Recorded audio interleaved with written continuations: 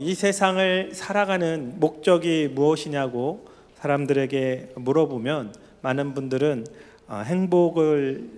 행복하기 위해서라고 그런 대답을 하곤 합니다. 그러니까 행복이라는 단어를 사전적 의미로 찾아보면은 생활에서 기쁨과 만족감을 느껴 흐뭇한 상태, 이렇게 되어 있습니다. 그래서 어떤 학생은 누구의 방해도 받지 않고 자기가 좋아하는 인터넷 게임을 할 때 가장 행복하다, 이렇게 얘기를 합니다. 이 행복이라는 단어를 검색하다가 인터넷 검색 게시판에 내가 제일 행복할 때가 언젠지 아냐, 이렇게 써 있어서 한번 봤는데 그래 봤더니 평일에 출근해서 일하며 틈틈이 종목 분석하며 주식할 때, 이렇게 해놨습니다. 그래서 집에 없을수록 행복하다, 출근할 때가 제일 행복해. 그리고 그 밑에 이모티콘이 막 신나는 이모티콘이 써 있고 그 밑에 또 이렇게 써 있어요. 정말 멋진 인생이야, 이렇게 되어 있습니다. 최근의 내용은 아니지만 런던 타임즈에서 세상에서 가장 행복한 사람이 누구인지 공모를 했을 때 이런 결과가 나왔습니다. 어떤 방식으로 공모를 했는지 모르겠지만 여러 가지 중에 이렇게 선택하는 게 아니었을까 생각이 되는데 4위는, 세상에서 가장 행복한 사람 4위는 어려운 수술을 막 끝내고 생명을 구한 의사, 그리고 3위는 작업을 막 마치고 휘파람을 부는 목수, 2위는 아기 목욕을 다 시킨 어머니, 1위는 바닷가에서 멋진 모래성을 완성한 어린이, 이렇게 되어 있었습니다. 다들 이게 어린 시절에 부모님 사랑 속에 이렇게 따스했던 그 시절이 행복했다고 느끼는 것 같아요. 이렇게 살아가는 것, 우리 인생의 작은 행복이 분명합니다. 각자 직업을 가지고 또 좋아하는 일을 하며 땀을 닦고 시원한 바람을 맞으며 수고의 열매를 거두는 것, 우리 모두가 바라는 행복일 것입니다. 그런데 이것만으로 우리는 행복하다라고 단정할 수가 없습니다. 지금 당장에 평안한 것으로 행복하다, 이렇게 행복이다 할 수가 없고, 우리의 영혼의 문제와 우리의 미래까지 평안할 수 있을 때 우리는 진정으로 행복한 인생이라 할 수가 있을 것입니다.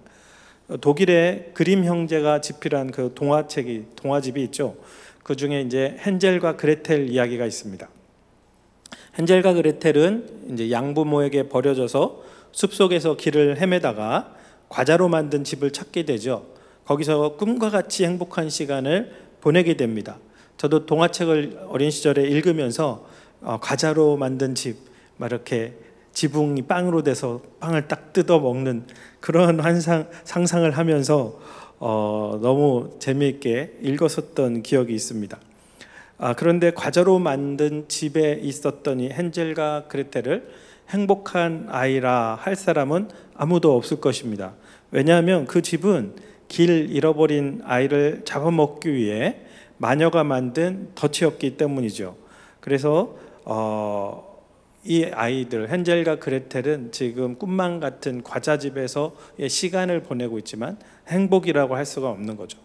우리의 인생도 마찬가지입니다. 오늘 과자집으로 만든 이 집은 아니지만 그와 같이 좋은 곳에서 평안한 쉼을 누리고 또 좋은 차를 타고 좋은 곳에 구경을 다니며 그렇게 있다고 해서 그것이 행복인가?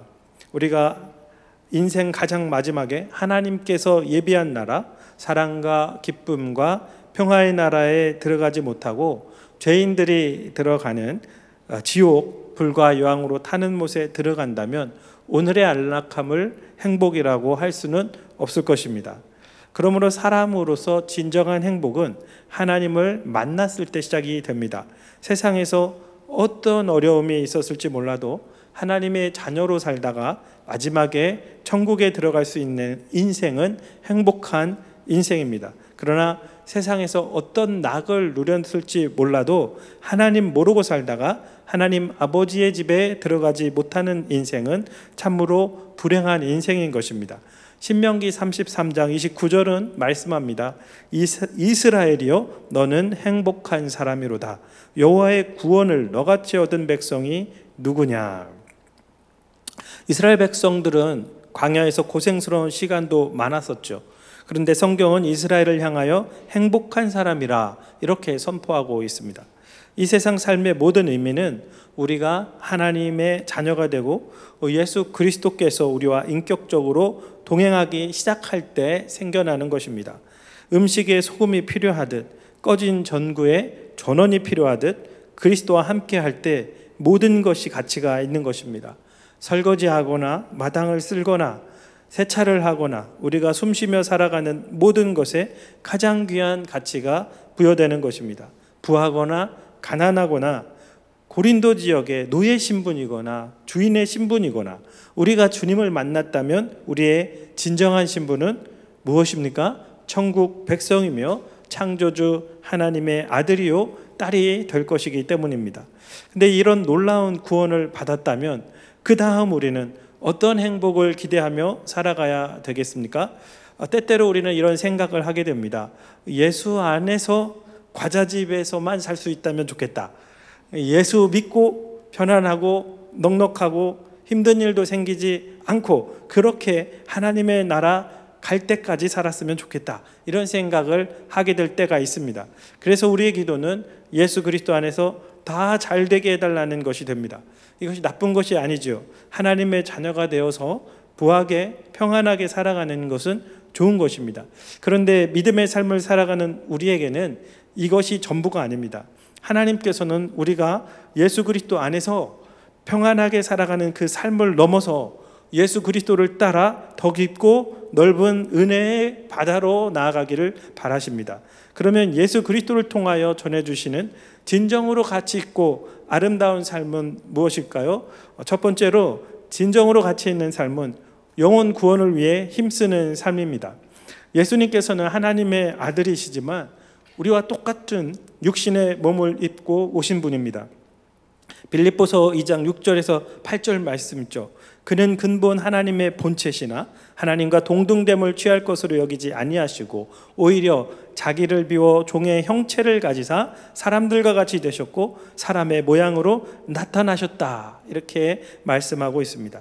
그러므로 우리는 예수님께서 살아가신 그 인생을 살펴보아야 됩니다. 한평생 우리는 예수님을 닮아가기 위해 살아가죠. 마땅히 우리는 예수님께서 보여주신 삶의 본을 성경을 통해 발견하고 따라가야 되는 것입니다. 예수님은 천국의 주인이고 또 이 세상의 주인이십니다. 역사의 주관자이시죠. 예수님의 미래는 당연히 천국입니다. 확정된 승리의 인생을 가진 사람인 것입니다. 그 사람으로 오신 예수님께서 선택한 인생의 길은 무엇일까요? 이제 예수님은 미래가 확정되어 있으니 편안하게 맛있는 음식 먹고 좋은 곳 구경 다니고 많은 사람들의 인기를 누리면서 그렇게 살아가는 인생을 살지 않았습니다. 종의 형체로 오신 예수님은 예수님의 미래는 천국이고 지금 현재도 예수님은 부족함이 조금도 없는 분이셨지만 예수님의 관심 어디 있었습니까? 천국에 들어갈 수 없는 수많은 사람들이 예수님의 관심이었습니다.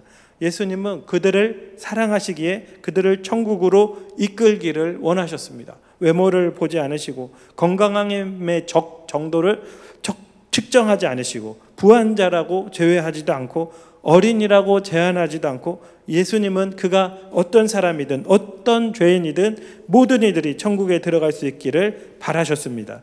그리고 모든 사람이 죄의 궁극적인 그 문제를 해결하고 하나님 나라에 들어갈 수 있도록 그 길을 복음을 전해 주셨습니다.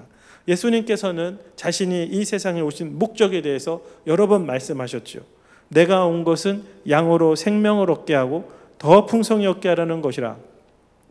내가 온 것은 세상을 심판하려 함이 아니요 세상을 구원하려 함이로라. 우리가 다른 가까운 마을들로 가자. 거기서도 전도하리니 내가 이를 위하여 왔노라. 예수님의 관심은 자신의 안위에 있지 않았습니다. 예수님의 관심은 항상 진리를 알지 못하고 공중의 권세 잡은 자에게 속아 영원하지 않은 가치를 평생 쫓으며 살아가는 그런 모든 사람들에게 있었습니다. 그래서 그들을 구원하기 위해 자신의 온 삶을 드렸습니다. 그리고 오늘날 예수님의 은혜로 죄사함 받고 하나님의 자녀가 된 우리에게 예수님은 말씀하십니다. 마가복음 16장 15절 보면 너희는 온 천하에 다니며 만민에게 복음을 전파하라 말씀하시고 있습니다. 그러므로 지구촌 교회 우리 여름 해외와 또 국내 단기 선교는 매우 큰 의미가 있는 것입니다. 우리는 때때로 우리 삶 속에서 또 우리 가까이에서 전도하면 되지 굳이 많은 경비를 지불하면서 해외로 그리고 멀리 떨어진 우리 국내 다른 그러한 지방으로 갈 필요가 있을까? 이런 생각이 들 수가 있습니다. 가족부터 가까운 이웃부터 복음을 전해야지 멀리 갈 필요는 없지 않나 이런 생각이 들 수가 있습니다. 그런데 주님께서 우리에게 전도 명령을 이렇게 주셨습니다. 사도행전 1장 8절 말씀 우리 같이 한번 또 읽어보겠습니다. 오직 성령이 너희에게 임하시면 너희가 권능을 받고 예루살렘과 온 유대와 사마리아와 땅끝까지 이르러 내 증인이 되리라 하시니라. 예수님은 제자들이 머물고 있던 이 예루살렘에서 복음을 전하라고 하셨고 예루살렘에서 멀리 떨어져 있는 예루살렘 밖 모든 유대 지역에서도 복음을 전하라고 하셨고 유대인들과 거의 비슷하지만 조금 다른 문화와 전통으로 살아가는 사마리아 지역에서도 복음을 전하라고 하셨습니다. 그리고 아예 언어가 문화가 다른 그 땅끝에까지 가서 복음을 전하라고 하셨습니다. 이 명령을 주실 때 이 말씀은 순차적으로 이루어가라 이런 명령이 아닙니다. 예루살렘의 복음을 다 전하면 그 다음 유대로 그 다음에 사마리아로 그걸 다 이루면 그 다음 땅끝으로 가라는 명령이 아니죠. 성경은 영어로 end에 해당하는 단어가 카이입니다. 그 카이라는 단어로 연결하고 있습니다. 예루살렘 그리고 온 유대 그리고 사마리아 그리고 땅끝까지 동시적으로 복음을 전파하라는 것입니다. 성령님이 인도하시면 가까운 그런 곳부터 먼 땅끝까지 복음을 들고 나아가라고 말씀하신 것입니다. 그래서 우리 교회는 주님의 말씀을 그 말씀 그대로 순종하고 있죠. 목장교회를 통해서 또 우리 모든 성도들이 가까이 있는 VIP들을 위해서 지속적으로 기도하며 전도하고 있습니다. 그리고 가을에 블레싱 축제를 통해 예루살렘이라고 할 수 있는 우리 가족, 친척들과 친구들, 이웃들에게 가까운 이웃들에게 복음을 전합니다. 그리고 여름에는 온 유대와 사마리아라 할 수 있는 국내 맷 사역과 땅끝이라고 할 수 있는 해외 맷 사역을 통해 하나님 말씀에 순종하여 그 땅에 가서 제자를 삼고 그 교회를 세운 그 목사님 그리고 선교사님들을 돕고 현지 공동체를 돕고 섬기고 있습니다. 모든 성도들이 함께 기도하고 헌금하며 동참하고 또 그 가운데 이 단기 선교로의 부르심을 받은 분들이 항공료 또 숙소비, 식비도 개인 경비를 다 지불하면서 주님의 사랑과 복음을 들고 성령께서 인도하시는 그 땅으로 나아갑니다. 이것이 얼마나 가치 있는 삶인지 모르겠습니다. 죄인된 우리가 구원을 받아서 하나님의 자녀가 되어서 하나님과 함께 하나님께서 사랑하시는 그 땅으로 나아가 가장 귀한 구원의 통로, 축복의 통로가 될 수 있다는 것, 그것은 우리 인생의 가장 큰 은혜와 기쁨이며 또 하나님 나라의 행복일 것입니다. 하나님께서 예수 그리스도를 통하여 전해주시는 진정으로 가치 있고 아름다운 삶, 둘째는 진정으로 가치 있는 삶은 복음을 위해 아픔도 감수하는 삶입니다. 복음을 위해 아픔도 감수하는 삶. 예수님은 이 세상에 죄로 말미암아 하나님 없이 살아가며 정욕과 세상 즐거움만을 위해 살아가는 그 사람들을 구원하기 위해 오셨습니다. 예수님께서 세상에 아기로 오셨을 때 예수님은 있을 곳이 없어 마국간 구유에 눕혀주셨습니다. 예수님께서 30세쯤 되어 공생애를 시작했을 때, 복음을 전하기 시작했을 때 예수님은 머물 곳이 없었습니다. 예수께서 이르시되 여우도 굴이 있고 공중의 새도 거처가 있으되 인자는 머리 둘 곳이 없다 하시더라. 예수님께서 많은 사람들을 구원하기 위해 길을 선택하셨을 때 예수님의 그 길은 부유하고 안전하고 인기를 누리는 그런 길이 아니었습니다. 예수님의 삶에 기적도 나타났고 그리고 놀라운 일들이 많이 일어났기 때문에 예수님은 인기인이 될 수도 있었고 또 부자도 될 수가 있었습니다. 예수님은 그런데 그 길은 인기를 누릴 수 있는 길이 아니었습니다. 예수님은 인기가 높아지고 예수님을 이 세상 임금으로 세우려는 추종자들이 많이 생기면 오히려 그들을 피하셨습니다. 예수님은 인기를 두려워할 만큼 피해 다니신 것입니다. 그렇게 하나님 앞에 철저하게 순종한 거죠. 예수님을 그렇게 철저히 하나님을 순종한 예수님을 찾아온 그것은 무엇입니까? 사랑하는 제자에게 배신을 당하는 것, 그리고 사람들에게 버림받는 것이 예수님을 따라왔죠. 누가복음 22장 21절 22절 말씀입니다. 그러나 보라, 나를 파는 자의 손이 나와 함께 상위에 있도다. 인자는 이미 작정된 대로 가거니와 그를 파는 사람에게는 화가 있으리로다. 사랑하는 이에게, 또 신뢰하는 이에게 배신을 당하며 가슴 아픈 그러한 경험이 있습니까? 예수님은 여러분의 마음을 아실 것입니다. 예수님께서 여러분의 마음을 위로하실 것입니다. 예수님이 먼저 그 아픔을 당하셨기 때문입니다. 우리도 예수님을 따를 때 하나님의 말씀을 순종하여서 한 영혼을 구원하고 한 영혼을 돌보는 그런 삶, 때때로 목자의 삶을 살아갈 때도 이런 일이 찾아올 수가 있습니다. 우리는 좋은 경험도 많이 있죠. 때로는 즐거운 경험도 많습니다. 예수님도 그런 시간들이 많이 있었습니다. 멋진 시간들이었죠. 오병이어의 기적이 있었고, 변화산에서 놀라운 천국을 경험하는 시간, 무리를 걷는 시간도 있었고, 죽은 나사로가 살아났고, 많은 병자들이 나음을 얻는 그런 환상적인 시간도 보냈습니다. 그런데 가장 중요한 시간을 앞두고 가장 힘든 일은 찾아왔습니다. 예수님의 제자들 입장에서도 자신의 직업과 또 가정과 가족과 친구들 모두 버리고, 그리고 3년이나 예수님을 따라다니면서 힘든 일, 굳은 일 다 감당하며 기름진 음식도 많이 못 먹었겠죠. 그리고 좋은 옷도, 화려한 옷도 입지 못하고 여기까지 왔는데 동료였던 유다가 예수님을 배신하고 팔아넘기고 예수님은 순순히 끌려가는 그런 상황이 벌어지고 있습니다. 이런 일이 벌어질 때 우리는 얼마나 놀라고 힘이 듭니까? 온전히 주님 앞에 순종하면 좋은 일만 일어날 것이라고 기대했는데, 저 그런 기대를 많이 했거든요. 그래서 빨리 순종하고 열심히 순종해서 좋은 일만 경험하려고 엄청 열심히 머리를 굴렸어요. 그런데 그렇게 기대했는데 내가 감당하기 힘든 일들이 발생하고 찾아오면 우리의 마음은 무너지고 우리의 믿음은 약해지고 포기하고 싶은 유혹이 찾아오게 될 것입니다. 목자를 내려놓아야 될까? 사역을 내려놓아야 될까? 내가 부족해서 그런 것은 아닐까?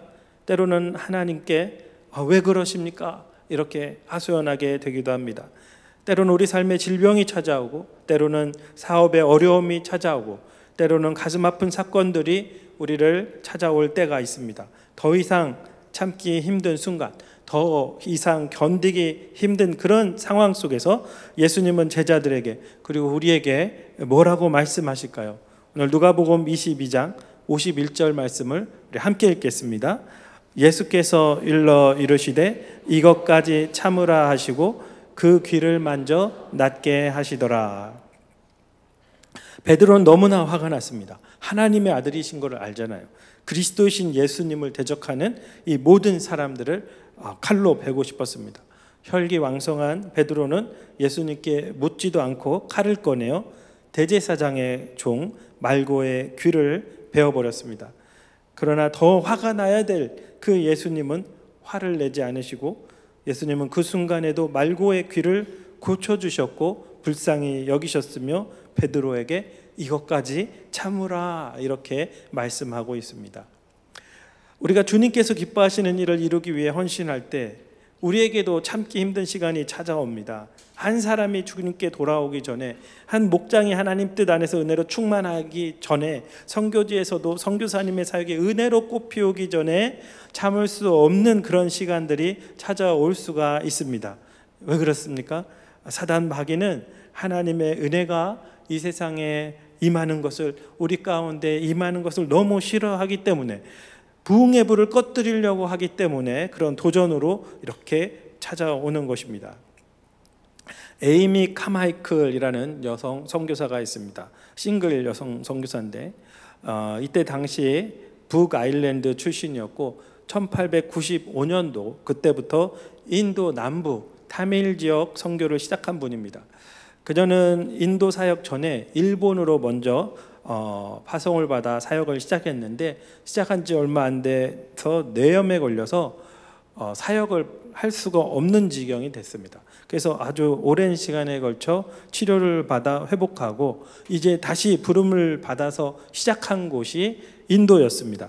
그런데 인도에 가자마자 또 얼마 되지 않아서 댕기열에, 모기가 옮기는 질병이거든요. 댕기열에 걸렸어요.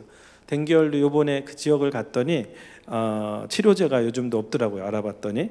그래서 면역력이 약한 사람의 경우에는 댕기열이 또 죽음에 이를 수 있는 그런 치명적인 병이 될 수도 있었습니다. 이 에이미 카마이클이 그렇게 댕기열로 신고식을 치르면서 사역을 시작했습니다. 그래서 1901년 3월이 되었을 때 도나부르라는 곳에서 사역을 했는데 그때 어느 날 힌두교 사원을 도망쳐 나온 7살 된 여자아이를 만나게 되죠. 그래서 그 나중에 상황을 보니까 이 아이가 데바다시 이렇게 하는 존재가 되어서 이 사원의 신과 결혼을 시키는 거예요. 그래서 신과 결혼을 시켜서 평생 사원 청소하고 신상에 부채질하는 일을 하고, 그런데 이것은 명목상 일이고 실제로는 브라만 승려를 위한 사원 매춘부로 삼는 그런 존재가 되는 것이었습니다. 부모님들이 돈 때문에 또 가난해서 아이를 팔기도 하고 또 아파서 어차피 죽을 아이 넘기기도 하고 막 그러죠.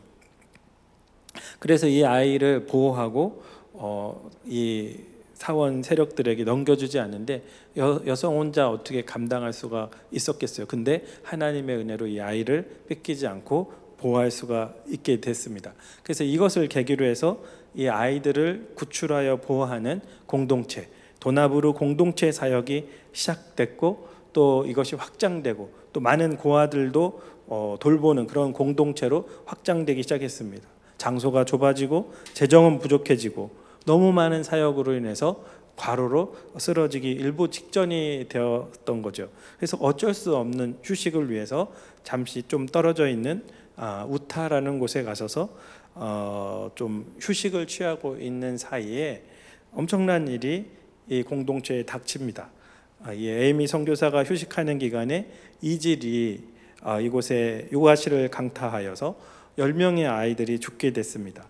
스텝 중 한 명은 이 기간에 비리를 저질러서 파면당하는 일이 벌어졌고, 이런 시간을 지나면서 에이미 선교사를 비난하는 소문이 확산됐습니다. 에이미가 구출하는 어린아이들의 이야기는 쇼에 불과하다. 에이미는 독재자이며 다른 사람의 결혼을 막고 있다.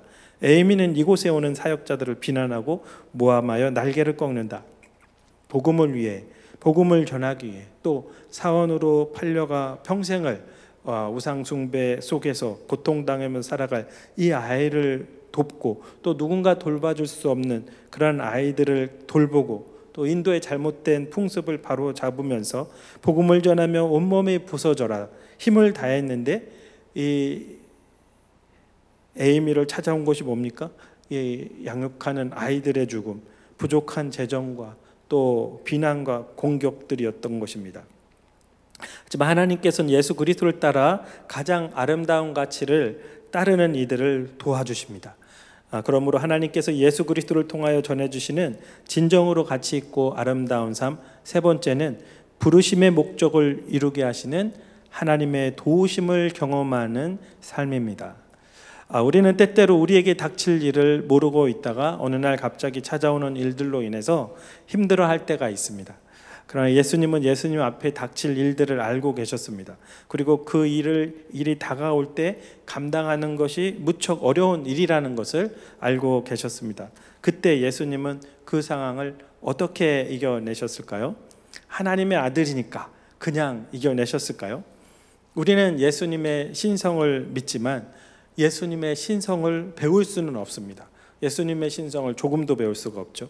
하지만 우리는 육신을 입고 오신 예수님의 인성은 배울 수가 있는 것입니다. 예수님은 가장 큰 영적 공경이 올 것을 아셨을 때 기도하셨습니다. 기도하셨어요. 예수님은 감난산 겟세마네 동산으로 제자들을 데리고 가셨습니다. 그리고 제자들에게 말하죠. 유혹에 빠지지 않게 기도하라. 무슨 유혹입니까? 너희도 세상 즐거움을 위해 살아가라. 그런 유혹입니다. 하나님께서 맡기신 사명을 포기하라는 유혹. 섬김을 멈추고 헌신도 멈추고 사랑하는 것을 멈추고 복음 전하는 일도 포기하라는 유혹입니다. 네가 그렇게 해도 너에게 돌아오는 것은 배신과 비난과 힘든 일 뿐이지 않냐. 그러니 이제 포기하라. 이런 유혹입니다. 예수님은 겟세마네라는 곳에서 기도하죠. 겟세마네는 아람어에서 온 단어인데요. 갓세마네라는 아람어입니다. 그것을 음역한 게 겟세마네인데 아람어 갓세마네의 뜻은 기름 짜는 틀이라는 뜻입니다. 아마도 이 근처는 올리브 기름을 짜는 곳이었을 것입니다. 그곳에서 예수님은 올리브에 짓눌려 기름을 짜내듯 온 힘을 다해 하나님 앞에 으깨지시면서 땀방울이 핏방울 되도록 기도했습니다. 오늘 본문 41절 말씀입니다. 아버지여, 만일 아버지의 뜻이거든 이 잔을 내게서 옮기시옵소서. 그러나 내 원대로 마시옵고 아버지의 원대로 되기를 원하나이다. 예수님께서 그렇게 간절히 기도했을 때 오늘 본문 43절 말씀입니다. 함께 읽겠습니다. 전사가 하늘로부터 예수께 나타나 힘을 더하더라. 아멘. 네, 우리가 큰 절망 속에서, 큰 환난 속에서 주를 위해 살다가 그렇게 어찌할 바 모를 때 우리가 예수님의 이름으로 기도하면 주님께서는 우리를 도우실 줄 믿습니다. 하나님께서 천사를 보내셔서 기도할 힘을 주시고 끝까지 용서할 능력, 끝까지 인내할 능력, 끝까지 사랑할 능력을 주시고 모든 상황도 열어주실 줄 믿습니다. 에이미 카마이클은 이 큰 환난이 닥쳤을 때 포기하지 않았습니다. 그녀는 끝까지 참고 모든 비난도 견디고 기도하며 그리고 하나님께서 사랑하시는 그 타밀족 사람들, 고아들을 사랑하고 그들에게 복음 전하는 길을 선택했습니다. 그리고 하나님 품에 안기는 순간까지 55년 동안 이 남인도 땅에서 물러서지 않고 이 타밀족 아이들을 돌보며 그리고 큰 사고로 병상에 누워 지내는 많은 기간 속에서도 물러나지 않고 책을 집필하며 기도하며 아이들에게 사랑의 편지를 써주면서 사역을 계속했습니다. 이 에이미 카마이클이 쓴 시 가운데 너는 흉터가 없느냐 이런 시가 있습니다. 제가 한번 읽어드리겠습니다. 너는 흉터가 없느냐, 손발과 옆구리에 숨은 흉터가 없느냐, 현지인들이 너를 훌륭하다고 말하고 밝게 뜨는 내 별을 환호하는 소리 들린다만 내게 흉터는 없느냐, 너는 상처가 없느냐, 나는 활 쏘는 자들에게 상하여 지쳤고 나무에 달려 죽었거늘 애워싸는 사나운 짐승들에게 찢겨 기절하였거늘 너는 상처가 없느냐, 상처가 없느냐, 흉터가 없느냐, 종은 주인과 같아야 하고 나를 따르는 발들은 찔려 있건만 내 발은 성하구나. 상처도 흉터도 없는 자가 나를 멀리까지 따를 수 있겠느냐. 영어로 보면 스타는 있는데 스카는 없다라는 겁니다. 반짝반짝 빛나는 별과 같은 현지인들의 칭찬과 칭송은 있는데 스카, 예수님께서 사람들을 사랑하기에 당했던 그 고통의 흔적과 같은 흉터는 없다라는 것입니다. 예수님은 마태복음 16장 24절을 통해 우리에게 말씀하셨습니다. 예수께서 제자들에게 이르시되 누구든지 나를 따라오려거든 자기를 부인하고 자기 십자가를 지고 나를 따를 것이니라. 얼마 전에 저는 S국으로 선교를 다녀왔습니다. 보안상 어딘지를 얘기를 하면 안 돼가지고 인도 밑에 있는 S국 이렇게 하면 아무도 모르겠지 이렇게 거기에는 이제 에이미 카마이클 같은 선교사님 계셔요. 타밀족을 사랑하여 그 땅으로 나아간 싱글 자매 선교사님이 계십니다. 그 땅에서 12년간 많은 사역을 했는데 그 가운데 놀라운 은혜가 3개의 교회를 개척하셨다는 겁니다. 여성이 혼자 선교지로 나가서 3개의 교회를 개척했으니 이 선교사님은 대단한 여장부인가 보다. 이런 생각이 들었어요. 그런데 이제 가서 보니까 여장부라서가 아니라 오직 예수님만 붙들고 이겨낸 기도의 힘이었더라고요. 그래서 선교 초기에 보니까 공항 근처 도시에서 선교지까지 울퉁불퉁한 그 비포장 도로로 10시간을 넘게 버스를 타고 가야 됩니다. 저희가 갔을 때도 오래 걸렸는데 그 시절에는 얼마나 더 오래 걸렸을까요? 근데 이제 낮에 탔어도 도착할 때쯤 되면 캄캄한 밤이 되는 거예요. 주변에 가로등도 없고 버스 터미널도 낙후돼 있으니까 어둡죠. 근데 그 버스에는 그 나라의 남자들만 남아 있는 겁니다. 그때 너무 두려웠대요. 선교 사역 도저히 감당할 수 없겠다라는 그런 생각이 들었을 때 주님이 이 찬송을 주셨다고 합니다. 문들아 머리 들어라. 문들아 머리 들어라.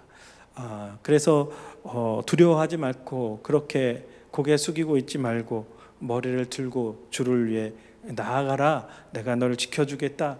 이 주님의 약속을 받은 거예요. 그래서 이 찬양을 부르면서 정말 두려움이 사라졌다고 합니다. 그렇게 주님 붙들고 수많은 시도와 실패를 거듭했어요. 그 가운데 결국 세 개의 교회를 주님께서 세우게 하신 것입니다.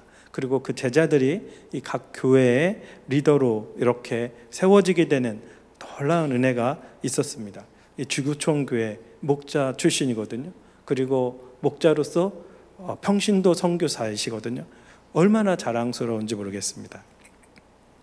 근데 코로나가 오기 얼마 전에 선교사님 가장 힘든 일을 겪었습니다. 지금까지 많은 일을 겪었고 이루었지만 하나님께서 그 S국 북쪽 지역에 10세 이 정도 되는 그 고아들 10여 명을 돌보는 사역을 연결해 주시고 열어 주신 거예요. 이 중에는 부모님이 없는 아이가 대부분이고 또 부모님이 있으나 가정 형편상 버림받은 아이들도 있었습니다. 거칠은 아이들이죠. 사랑받지 못한 아이들이었고 좋지 않은 습관도 많이 있었던 아이들이었지만 예수님 사랑으로 돌보았을 때 거기에 기쁨과 행복이 가득했습니다. 이 아이들은 선교사님을 놀래키는 장난을 많이 했다고 그래요. 밤에 갑자기 두꺼비집을 내린다던가 이러면서 선교사님이 놀라면 아이들이 성공했다고 웃고 떠들고 기뻐하면서 이렇게 행복한 공동체였습니다. 고아원 같지 않고 그냥 집에서 아이를 키우는 거죠. 그런데 그 지역 공무원들이 이제 처음에는 아이들을 맡겼는데 나중에 이 기독교적으로 이것을 운영하는 것을 이유로 해서 강제로 문을 닫게 만들었습니다. 그리고 이 아이들을 다른 힌두 고아원으로 보내라는 행정 명령을 내린 거예요. 너무나 가슴이 아픈 일이 벌어졌습니다. 그래서 어느 날 아이들을 한 명 한 명 불러서 이 상황을 이제 설명을 해주고 또 이 아이들에게 복음을 전해주고 영접기도 하고 기도해주고 아이들마다 예쁜 옷을 사서 옷을 입히고 어떤 아이는 이쪽 고아원에 어떤 아이는 저쪽 고아원에 어떤 아이는 버린 그 부모님에게 다시 가서 이 아이가 이런 상황이라고 이렇게 보내주었습니다. 그리고 코로나 시대가 왔죠. 코로나 팬데믹이 왔고 또 선교사님도 이제 코로나가 걸려서 힘든 시간을 보내고 이제 건강 회복차 잠시 한국에 들어왔을 때 이제 숨쉬기 힘든 고통을 좀 겪으셨습니다. 그래서 자다가 응급실에 몇 차례 가기도 하고 그랬습니다. 그걸 몰랐죠. 말씀을 안 하셨으니까. 그래서 그렇게 힘든 시간을 보내는지 몰랐다가 이번에 선교 사역 중에 계속 이 사역지가 아이들과 사역했던 그곳으로 가까워지면서 선교사님이 긴장하는 모습을 보게 됐고 그리고 아직도 힘든 시간을 보내고 계시는구나. 선교사님에게 그 아이들은 직접 낳은 자녀와 똑같구나 이걸 느꼈어요. 이 타국의 고아 아이들 힌두교 고아원에 보내게 됐을 때 제가 보기에나 또 누군가 보기에나 별것 아닌 것처럼 보일 수 있을 것입니다. 하지만 선교사님은 이 아이들을 자녀로 사랑하기 때문에 사랑하는 아이를 어느 날 빼앗긴 것과 같은 충격을 받은 거예요. 선교사님의 이런 모습을 보면서 우리를 향한 하나님의 사랑을 생각하게 됐습니다. 하나님 보실 때 우리는 죄인이고 구원받을 어떤 자격도 없었는데 주님께서 생명을 내어 주셨습니다. 주님께서는 우리를 어떻게 그렇게 사랑할 수 있을까? 이런 생각을 하게 돼요. 우리 선교사님은 어떻게 이 타국의 지극히 작은 고아 아이들, 그 나라 사람들도 별로 생각지 않을 그 아이들을 어떻게 그렇게 사랑할 수가 있을까? 이해할 수는 없지만 얼마나 귀하고 감사했는지 모르겠습니다. 이렇게 가슴 아픈 곳인데 국내에서 코로나 치료받고 어느 정도 회복되니까 또 바로 나가시려고 하더라고요. 근데 그 나라에서는 입국하려면 PCR 검사 음성 증명서를 가지고 가야 돼요.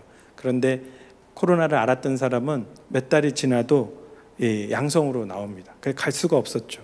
그런데 이 제도가 폐지되자마자 그 땅으로 들어갔어요. 아픔이 있는 땅이지만 그 아이들 때문에 생겨진 교회가 있거든요. 또 다른 스리랑카의 교회들, 성도들이 있거든요. 돌보기 위해서 들어간 것입니다. 우리도 주를 위해 살아갈 때 공동체의 부흥을 꿈꾸고 한 영혼이 주께 돌아오고 치유와 회복을 경험하며 영적으로 건강하게 자라가도록 누군가를 섬기는 삶을 선택했을 때 우리에게도 아픔이 찾아올 수 있습니다.